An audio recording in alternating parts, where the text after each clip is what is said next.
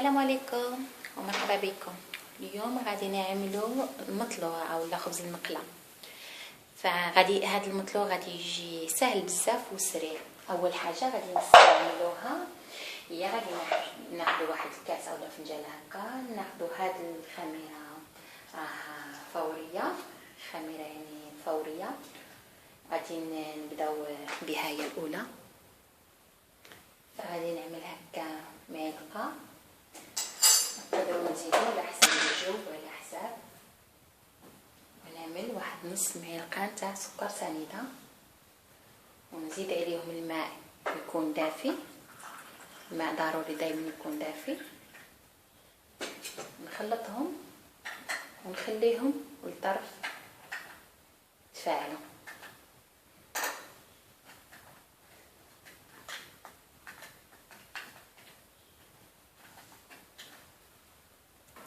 الطريقه هذه تاع الخميره تساعد بزاف ان الخبز ديالنا في الساعه يخمر.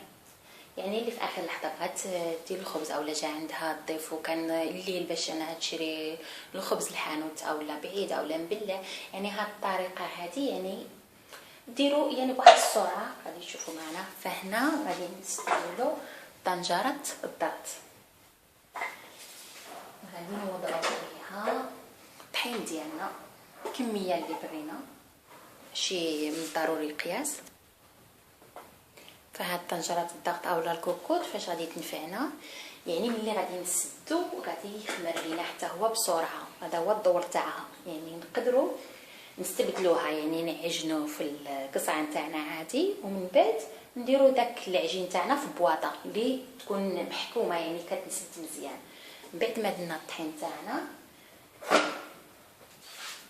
وهذه حتى اللي عندها يديها مريضه اولا صافي عيات من الدليك عيات من كذا فكتنفعها هاد الطريقه. يعني بلا دليك نزيدوا الملح القياس، بلا دليك غادي نحصلوا على خبز اللي هو مفشفش. فانا حاولت اني نقرب لكم الصوره، يعني نخلطوا داك الملح هكا مع الطحين ديالنا. شوفوا هذيك الخميره اللي وضعنا، شو كي رجعات اللي وضعناها في الماء، هذا هو اللي غادي ينفعنا. نخويو من فوق العجين هكا تاعنا،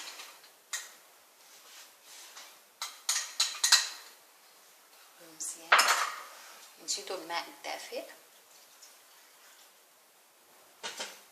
حاولت نقرب لكم الكاميرا باش تشوفوا من داخل.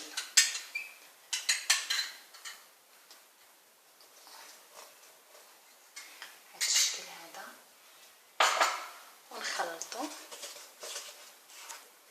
فبالنسبه لهاد العجين هذا اللي ما عندهاش العجانه، فانا عندي عجانه، فاحنا نبينوا اللي ما عندهاش العجانه واللي ما عيات من الدليك ولا يديها مرض، فغادي هذه هي اللي تنفعها.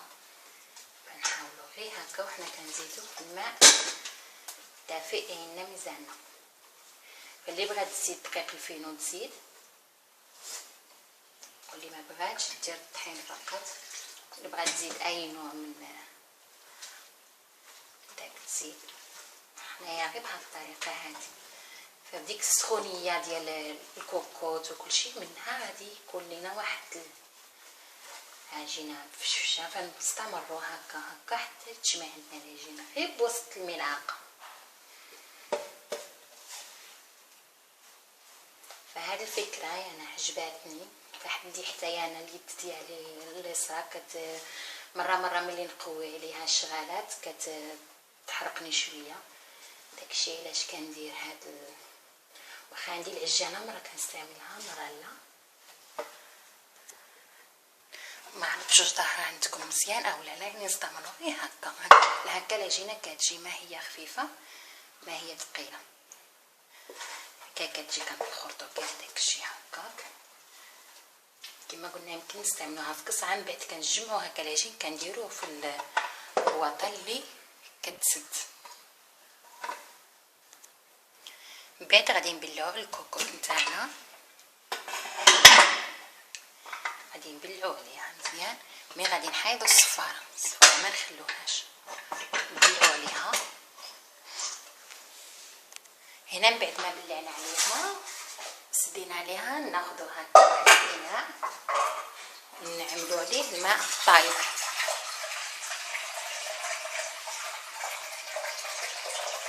انا هذا الفيديو ما قطعتش بزاف، خليت لكم كامل التفاصيل، ما قطعتش بزاف. غادي نجيب الفيديو شويه طويل ونحطو عليه الكوكوط بهذا الشكل هذا، يعني نهزو الكوكوط نحطوها عليه هكا. ما غاديش نحتاجو نغطيوه، ما غادي يحتاجو حتى شي حاجه، صافي نخلوه ونمشيو نقضيو يعني شغالات ثانيه، نوليو نتلاقاو الضعف الحجم تاعو.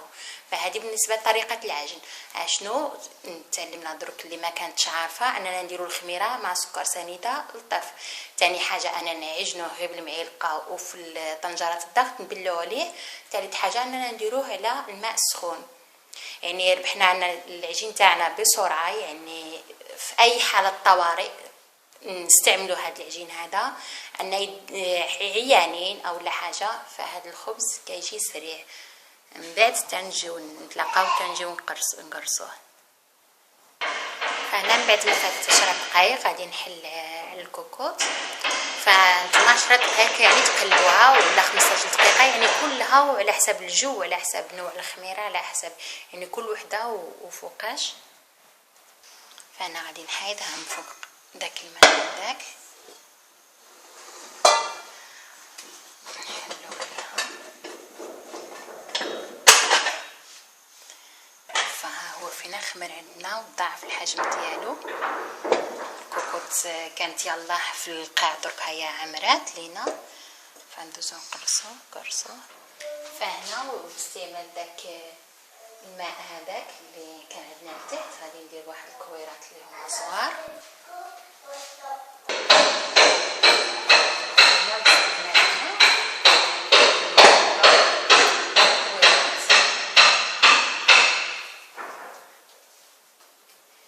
ونحطوهم هنايا بهذا الشكل.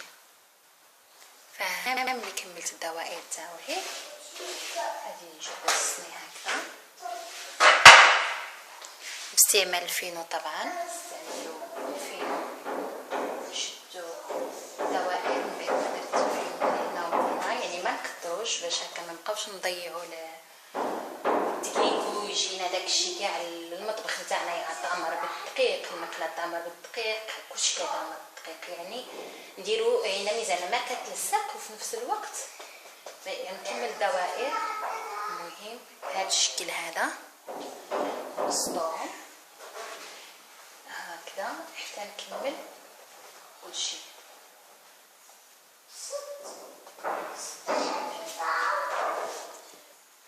نقاد الدوائر ديالنا.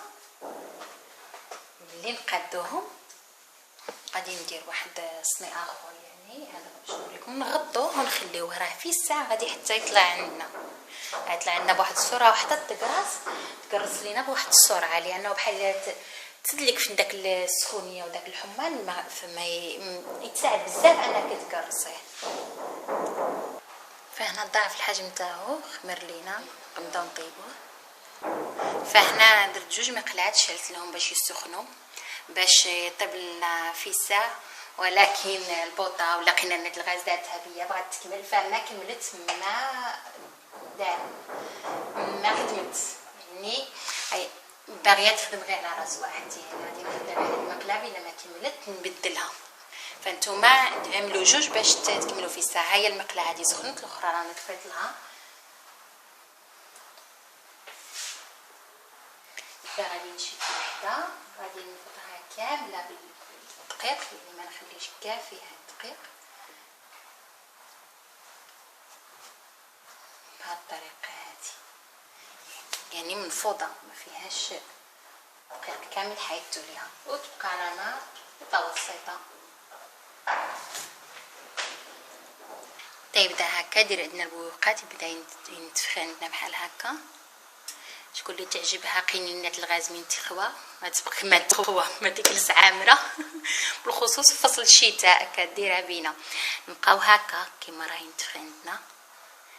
غادي نوريكم غير الاولى هذه لان الوقت ديال الفيديو يبان لي طول، مع ان الطريقه سهله وبسيطه وسريعه، ولكن باش نوريكم كامل المراحل ما خصنيش نقطع الفيديو. يعني بغيتكم تشوفوا البطبوطه تاعنا هكا وهي تنتفخ وكذا، فما خصنيش نقطع الفيديو، داكشي علاش غادي يجي طويل. باش نخلي لكم تشوفوا كامل المراحل. يعني خليتكم شفتوا مراحل العجن هكا مراحل الطياب. داكشي اش غادي نوريكم. هاي هاد الوحده يعني اللي جيت وريت لكم جوج اولا ثلاثه اولا كاملين الخبز، وغادي نجلسوا هنايا فنقلبوها كما قلنا بواسطه شي حاجه هكا ونقلبوها. فشوفوا عندنا كي منتفخ مع انه كان يعني رقيق وتبوق لينا فكيجي مفشفش. يعني هكا درك بلا دليك بلا تماره فكيجي رائع. لا في الشيوات نتاع عيد الاضحى، لا في خبز الصباح هكا مع زيت العود في فصل الشتاء، لا في كل شيء. هذا الخبز كيجي يعني رائع ولا تحشيوه ولا كل شيء. فغادي المهم نوريكم كامل في صورة مصغرة. درك الى اللقاء في موضوع جديد ان شاء الله، وكل شيء غادي نوضعكم في الصورة المصغرة. فنبدل البوطه ونكمل الطياب ديالي. فهكا كنحصلوا عليه كما كتشوفوا هكذا. يلا بسلام عليكم.